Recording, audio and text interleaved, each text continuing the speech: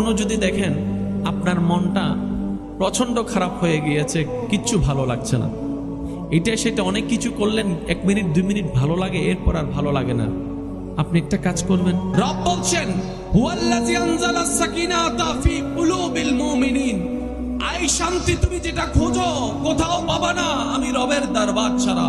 সুতরাং শান্তিতে যদি থাকতে চাও আমি রবের সাথে তোমার মোহাব্বতের সম্পর্ক তৈরি করে নাও। এবার বাস্তবতায় আসেন, আমি সবার মনোযোগ আকর্ষণ করব। আমাদের ঘরের কোনো টেনশন, জোরে বলেন ঘরের কোনো টেনশন, আমাদের খাবারের কোনো টেনশন, 2 বেলা 3 বেলা আল্লাহ যা মিলাই খাচ্ছি আমরা, ঠিক না? আমাদের কম্বলের কোনো টেনশন, আমাদের পানির কোনো টেনশন, আমাদের লাকড়ির কোনো টেনশন, আমাদের রাস্তার কোনো টেনশন, আমাদের অন্ধকারের কোনো টেনশন। কিন্তু কারবালার ময়দানে ইমাম হুসাইন আলী মাকাম, ঘরের কোনো অস্তিত্ব নাই, কিন্তু ওনার চেহারার মধ্যে মুস্কি মুস্কি হাসি দেখা যাচ্ছে। ওনার উপর জানের উপর হামলা করা হচ্ছে, ওনার চেহারায় কোনো পেরেশানি নাই, মুস্কি মুস্কি হাসি দেখা যাচ্ছে। আরে ওনার পরিবারের উপর হামলা করা হচ্ছে, কোনো বিষণ্ণতা দেখা যাচ্ছে না, মুস্কি মুস্কি হাসিটাই দেখা যাচ্ছে। পানি বন্ধ করে দেওয়া হয়েছে, তৃষ্ণার্ত রেখেছে অনেকদিন, ক্ষুধার্ত রেখেছে অনেকদিন, কোনো টেনশন নাই ওনার চেহারার ভিতরে। শুধু তাই নয়, কতটুক শান্তি এবং প্রশান্তিতে থাকলে যুদ্ধের ময়দানের সিজদায় পড়ে যায় নামাজের মধ্যে, কতটুক প্রশান্তি। ও ইমাম আলী মাকাম, ইমাম হুসাইন এত টেনশনের ভিতরে, যেখানে আমাদের ঘরের টেনশন নাই, খাবার টেনশন না, বাড়ির টেনশন নাই, তারপরও আমরা ঘরের ভিতরে নিশ্চিন্ত ঘুমাইতে পারি না, যদি হামলার কোনো ভয় নাই। কিন্তু কারবালার ময়দানে আপনার এত হামলা, এত দুঃখ, এত কষ্টের ভিতরে আপনি এত রিল্যাক্সলি ভাবে নামাজে দাঁড়ালেন কিভাবে? অন্তরে শান্তি পেলেন কোথায়? ইমাম হুসাইন বলে, যেখান থেকে শান্তি আসে ওই রবের সাথে দিলের কানেকশনকে লাগিয়ে রেখেছে। এই জিনিসটা একটু বোঝার চেষ্টা করবেন। আপনারা সবাই জানেন নবী হযরত আইয়ুব আলাইহিস সালাম দিনের পর দিন, দিনের পর দিন, দিনের পর দিন কষ্টে কষ্টে দিন যাচ্ছে, সবাই দেখছে ওনার সেই অবস্থা। কষ্ট 2 প্রকার, একটা শরীরের কষ্ট আর একটা মানসিক কষ্ট। মনে রাখবেন, শরীরের কষ্টের তুলনায় যন্ত্রণাদায়ক হচ্ছে মানসিক কষ্ট। কিছুদিন পরে রেজাল্ট দিবে না? আমার একটা কথা মনে রাখবেন, আপনার কোনো জানা পরিচিত কেউ যদি পরীক্ষায় ফেল করে কিংবা কোনো নাম্বার কম পায়, গ্রেড কম পায়, আল্লাহর ওয়াস্তে তাদেরকে আপনারা ঠাট্টা করবেন না, তাদেরকে আঘাত দিয়ে কথা বলবেন না। কারণ এই জিনিসটার কারণে অনেকে ডিপ্রেশনে চলে যায়, অনেকে পর্যন্ত করে ফেলে অপমানের কারণে। আর আপনি আমি যাই বলি না কেন, গ্রেড কি পাল্টাই যাবে? ফেল করা ছেলে কি পাস করে ফেলবে? কিন্তু এতটুকু মনে রাখবেন, সাকসেস হওয়ার জন্য আমরা মনে করি গোল্ডেন এ প্লাস হতে হবে, আমাদের পাস করতে হবে। না না ভাই, এটা আসলে চিরবাস্তবতা, এটা আমাদের জ্ঞান। আল্লাহ যদি চায় বি গ্রেড ওয়ালারও এ গ্রেড বানায় দিতে পারে। আমার জীবন আমি অনেক দেখেছি এরকম, পড়ালেখায় তেমন ভালো ছিল না কিন্তু ভালো পজিশনে চলে গিয়েছে। আমি কি বুঝাতে পারছি কথা? অনেক এরকম আছে, পড়ালেখা তেমন ভালো করে করতে জানে না কিন্তু দুনিয়াবি পজিশনে অনেক হাই লেভেলে চলে গিয়েছে। তাই এই আমার অনুরোধটুকু রাখার চেষ্টা করবেন, কেউ যদি পরীক্ষায় খারাপ করে কিংবা ফেল করে তাদেরকে নিয়ে ঠাট্টা করবেন না, কথা টানাটানি করবেন না, বরঞ্চ উৎসাহ দিবেন। আরে একবার ফেল হয়েছে তো কি হয়েছে, আগামীবার আরো ভালো করবা। আরে নাম্বার কম পেয়েছে তো কি হয়েছে, ইনশাল্লাহ টেনশন করিও না। সবসময় পজিটিভ থাকতে হবে, নেগেটিভের কোনো অস্তিত্ব রাখা যাবে যদি সুখে থাকতে চান এবং সুখে রাখতে চান। আল্লাহ আমাদের সবাইকে বুঝার তৌফিক দান করুক, আমিন। এবার বলেন, আমাদের টেনশন আছে না নাই? কিন্তু ইমাম হোসেনের কোনো টেনশন, আমাদের দুঃখ আছে না নাই? ইমাম হোসেনের কারবালার ময়দানে কোনো দুঃখ কেন? উনি সুখ দাতার সাথে সম্পর্কটাকে জোড়া লাগিয়েছেন। আমি কি বুঝাতে পারছি কথা? এবার আসেন, আপনি যে দলেই করেন না কেন, যে মতেরই বিশ্বাসী হন না কেন, সুখ তো চান, শান্তি তো চান। চাকরি করেন আর ব্যবসা করেন, যাই করেন, সুখ তো চান, শান্তি তো চান। এবার আমি আপনাদেরকে একটা কথা বলি, কখনো যদি দেখেন আপনার মনটা প্রচন্ড খারাপ হয়ে গিয়েছে, কিচ্ছু ভালো লাগছে না, এটা সেটা অনেক কিছু করলেন, 1 মিনিট 2 মিনিট ভালো লাগে, এরপর আর ভালো লাগে না, আপনি একটা কাজ করবেন, যাই নামাজটা বিছিয়ে কিছুক্ষণ সিজদায় মাথাটা ঝুঁকিয়ে রাখবেন। একটু জোরে, কিছুক্ষণ যাই নামাজটা বিছিয়ে মসজিদ ছাড়া ঘরে যাই নামাজটা বিছিয়ে কিছুক্ষণ সিজদায় পড়ে থাকবেন। আর শুধু সেকেন্ড কাউন্ট করবেন, আপনি মনোযোগ দিবেন সেকেন্ডের দিকে। দেখবেন সেকেন্ড যত বাড়তে থাকবে আপনার অশান্ত মনে তত শান্তি হতে থাকবে। আর এটারও সুন্দর একটা বিজ্ঞানী ব্যাখ্যাও আছে। আচ্ছা শুনেন, নামাজ কয় ওয়াক্ত ফরজ? আওয়াজ দিলাম একটু খুশি হব। নামাজ কয় ওয়াক্ত? এই 5 ওয়াক্তে নামাজের 5 ওয়াক্তের টাইম আছে না নাই? একটা নির্দিষ্ট টাইমে আমরা মসজিদে নামাজ পড়ি, কিন্তু কেউ যদি ওই টাইমটা ধরতে না পারে সে কিন্তু পরে গিয়েও পড়তে পারে।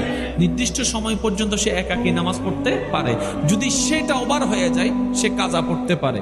এটা যেমন সত্য 24 ঘন্টায় 3টার সময় নামাজ পড়া নিষেধ। কয় ওয়াক্ত? জোরে বলেন কয় ওয়াক্ত? এটা আমরা সবাই জানি, শুধু মনে করাই দিচ্ছি। ইসলাম বলে সূর্য ওঠার সময় নামাজ পড়া যাবে না। সূর্য যখন ঠিক মাঝখানে নামাজ পড়া যাবে না। সূর্য যখন অস্ত যায় নামাজ পড়া যাবে না। তা আমরা তো এতটুকু জানি, ইসলামের প্রত্যেকটা আদেশ নিষেধে, আল্লাহ এবং রসুলের প্রত্যেকটা আদেশ নিষেধে নিশ্চয়ই কোনো না কোনো কারণ আছে। আমি বিষয়টা জানার পরে আমি স্ট্রেঞ্জ হয়ে গেলাম, ইসলাম কত গোছানো একটা ধর্ম। বিজ্ঞানের ছাত্র ভাইরা জানেন, আমি বিস্তারিতর দিকে যাব না। বিজ্ঞানের ছাত্র ভাইরা জানেন প্রত্যেকটা ক্রিয়ার একটা প্রতিক্রিয়া আছে। প্রত্যেকটা ক্রিয়ার একটা প্রতিক্রিয়া আছে। এই যে গ্যালাক্সি আছে, সূর্য আছে, এই যে আমাদের সৌরজগৎ আছে, বায়ুমণ্ডল আছে, বিভিন্ন গ্রহ নক্ষত্র আছে, সবকিছুর সাথে সূর্যের একটা কানেকশন আছে। এখন আপনারা সহজে বুঝতে পারবেন। ভাইয়ের একটা মনোযোগ দিবেন, ঘরের মধ্যে মিটার আছে না?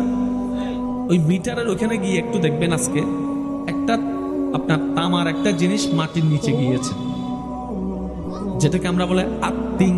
মাইকেও আর্থিং লাগে না? আর্থিংটা কোথায় দেয়? বাসে। কোথায়? মাটিতে। কেন? এই মাটির সাথে একটা বড় কানেকশন আছে, সম্পর্ক আছে। আমি তো মূর্খ সূর্খ মানুষ, ওলামায়ে কেরামের দোয়া নিয়ে বলার চেষ্টা করছি। এই মাটিতে যে কপালটা লাগে এটার একটা আলাদা বেনিফিট আছে। আচ্ছা শুনেন, আচ্ছা মাঝে মধ্যে আপনাদের হয় কিনা দেখেন তো, অকারণে মন খুশি খুশি লাগে। হয় কি হয় না আপনারা বলেন? তার মানে আপনার ব্রেইনের একটি নির্দিষ্ট জায়গায় পজিটিভ বেড়ে গেছে। টেনশন কখন হয় জানেন? যখন পজিটিভ লেভেল কমে যায়, নেগেটিভ লেভেল বেড়ে যায়। সিজদায় যখন বান্দা কপালটা মাটিতে ঝুঁকায়, তখন অটোমেটিক আল্লাহ প্রদত্ত নিয়ামতে পজিটিভের লেভেলটা ব্রেনে বাড়তে থাকে, যেটার কারণ ডিপ্রেশন কমে যায়, দুশ্চিন্তা কমে যায়। বিজ্ঞান সেটা প্রমাণ করে। সিজদার পজিশনটা অনেক উত্তম, অনেক উত্তম, অনেক উত্তম। সেই সিজদাটাই হচ্ছে রবের দরবারের সিজদা। সুবহানাল্লাহ। তাহলে আমাদের ধর্মটা কেউ হাসি ঠাট্টা করার কোনো সুযোগ। এবার আসেন, কয় সময় নামাজ পড়া নিষেধ? একটা হচ্ছে সূর্য উঠার সময়, আরেকটা হচ্ছে সূর্য যখন ঠিক মাঝখানে থাকে, আরেকটা হচ্ছে ডুবার সময়।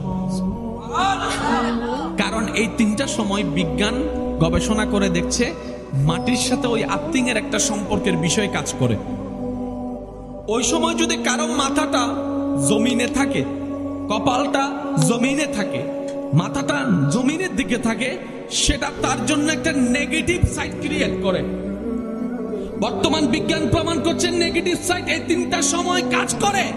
ইসলাম 1450 বছর আগে সেটা নিষেধ করে দিয়েছেন। সুবহানাল্লাহ। যে ইসলাম আপনাকে আমাকে বলছে সিজদা করো আল্লাহর দরবারে, সেই ইসলামে আবার নিষেধ করে 3 টাইমে করিও না। তার মানে ইসলাম টোটাল একটা কমপ্লিট ধর্ম। আল-ইয়াওমা আকমালতু লাকুম দীনাকুম ওয়া আতমামতু আলাইকুম নিয়ামতি। আমি শুধু বোঝাতে চাচ্ছি আমার যুবক ভাইদেরকে, আপনারাই যদি এই এলাকার ভবিষ্যৎ হন, আপনারাই এই দেশের ভবিষ্যৎ।